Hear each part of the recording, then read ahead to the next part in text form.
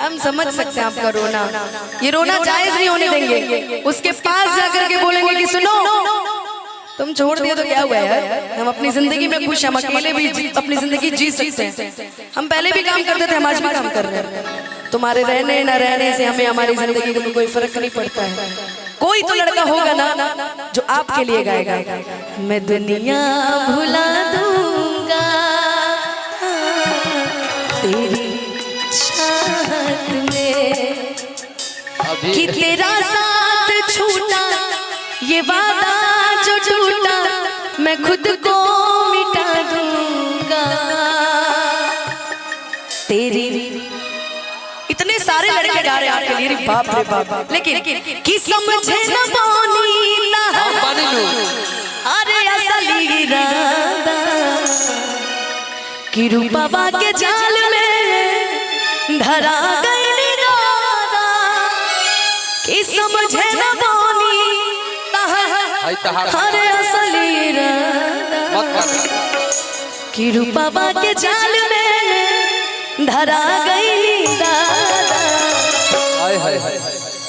कि केहू के रोवावल हर बहुत बात नइखे,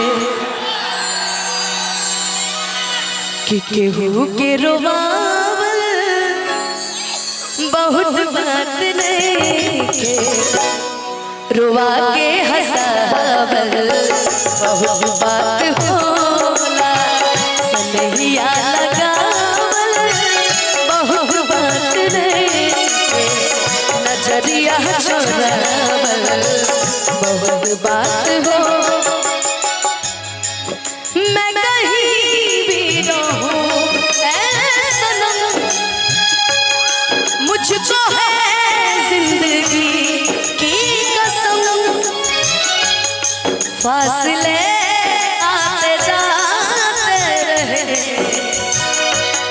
प्यार लेकिन नहीं होगा कम।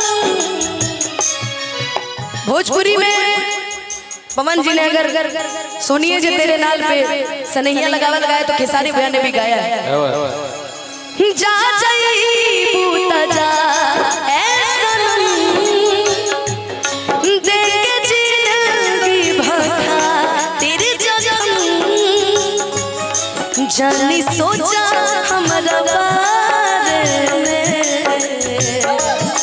तहरा खातिर हमर माइल ना रहे, प्यार करे परसों के काहिल न रहे, भुला गइला ऐसे जैसे भइल न रहे,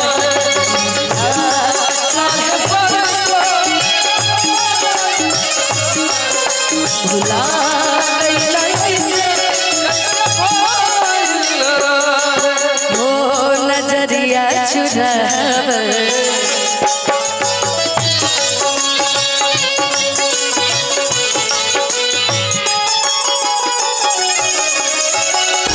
लाइए सने हटूटा चली गई जब से, सूरज के घाम देखो नीला ताप से,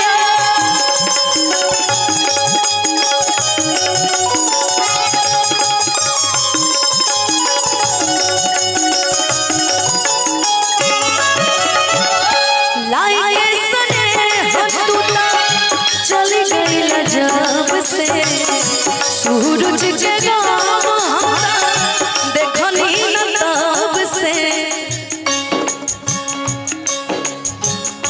असरा धरावल बहुत बात नइखे,